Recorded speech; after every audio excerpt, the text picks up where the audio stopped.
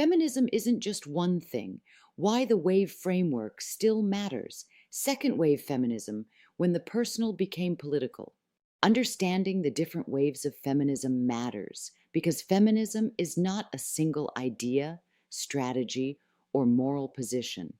It is a long history of debates about power, inclusion, and what real change entails. Each wave emerged in response to the limits and failures of the preceding wave, carrying forward both progress and unresolved harm. Without this context, today's feminist disagreements can appear as personality clashes or generational infighting, when they are in fact deeply rooted political tensions: access versus transformation, protection versus autonomy, representation versus redistribution. Tracing the waves helps us see why certain arguments keep resurfacing, why no single wave solved feminism, and how earlier strategic choices about who to center, who to exclude, and what compromises to make continue to shape feminist politics today.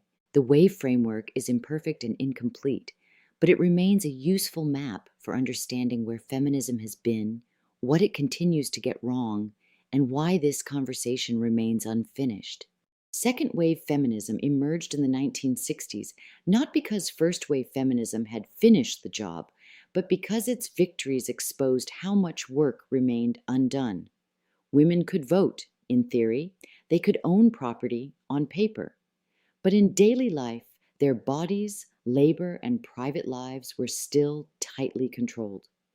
The promise of equality stopped at the courthouse door and fell apart in kitchens, bedrooms, workplaces, and doctors' offices. Second wave feminism expanded the scope of feminist struggle beyond formal legal rights and into the terrain of everyday life. Its central insight, that the personal is political, was radical at the time. It insisted that what happened inside homes, marriages, workplaces, and bodies was not individual failure or private misfortune, but the result of structural inequality. Patriarchy wasn't just enforced by the state, it was reproduced through gender roles, economic dependency, sexual norms, and violence that had long been treated as normal. What second wave feminism took on, second wave feminists tackled issues that had been deliberately kept off the political agenda. Workplace discrimination and unequal pay were named as systemic problems rather than personal shortcomings. Reproductive rights and access to contraception became central demands, reframing motherhood as a choice rather than a destiny. Sexual violence and domestic abuse were dragged into public view, challenging the long-standing belief that what happened to women in private was no one else's business. This wave also interrogated marriage, family structures, and unpaid labor, exposing how women's economic dependence was sustained through caregiving and domestic work that went unrecognized and uncompensated. For many women, this was the first time their daily exhaustion, fear, or dissatisfaction was framed as political rather than as something they were expected to endure quietly. How it differed from the first wave, where first wave feminism focused on access to citizenship and formal rights, second wave feminism focused on lived inequality. It challenged patriarchy not only in law, but also in culture, not only in government, but also in homes. Sexuality, reproduction, and labor were no longer treated as personal choices or moral issues. They were recognized as sites of power.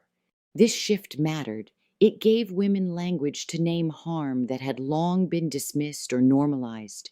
It produced shelters, hotlines, consciousness-raising groups, legal reforms, and cultural change that saved lives. The tools developed during this period, particularly around gender-based violence and reproductive autonomy, remain foundational. The fractures inside the movement. At the same time, second-wave feminism was never a single unified movement. It fractured along ideological lines that shaped its legacy. Liberal feminists pursued legal reform, workplace integration, and equal opportunity within existing systems. Radical feminists argued that patriarchy was a fundamental system of male dominance rooted in sexuality, violence, and control over women's bodies. Socialist feminists linked gender oppression to capitalism, pointing to economic structures that relied on women's unpaid and underpaid labor. These debates were not merely theoretical, they shaped policy priorities, organizing strategies, and who was considered a real feminist, and they often played out through exclusion. Who was left out and actively pushed aside?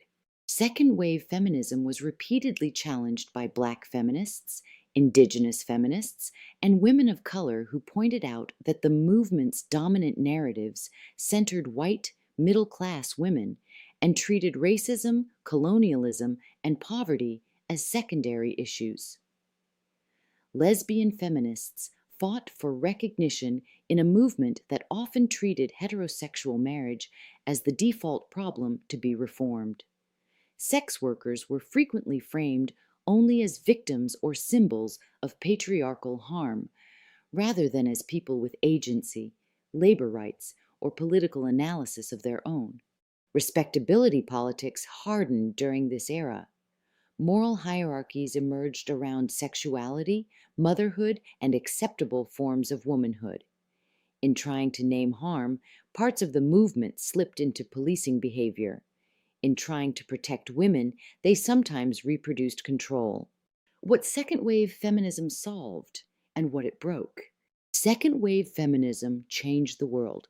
It forced conversations that could not be put back in the box. It created frameworks for understanding gender-based violence, reproductive autonomy, and workplace discrimination that are still in use today. It made it possible to state publicly that what happens to women in private is shaped by power. But it also entrenched divides that later movements would struggle to repair. By universalizing certain experiences and sidelining others, it reinforced the idea that feminism could speak for women rather than with them. By centering protection without always centering autonomy, it laid the groundwork for carceral and moralistic approaches that continue to haunt feminist policy today. Second wave feminism cracked patriarchy open inside the home and the body. It named truths that had long been buried, but it also left behind a hard question that feminism has yet to fully resolve. How do we fight harm without reproducing control? The tools were powerful. The analysis was partial. The legacy, like feminism itself, is unfinished. Fund liberation, not optics. Your donation supports feminist work rooted in lived experience, accountability, and real-world impact, not polished talking points. The Pink Patriarchy series asks hard questions about respectability politics, corporate and nonprofit feminism, carceral solutions, and the gap between progressive language and real-world outcomes. By tracing these dynamics across history, policy, and lived experience, the series aims to move beyond feel-good feminism and towards something more honest, accountable, and liberatory.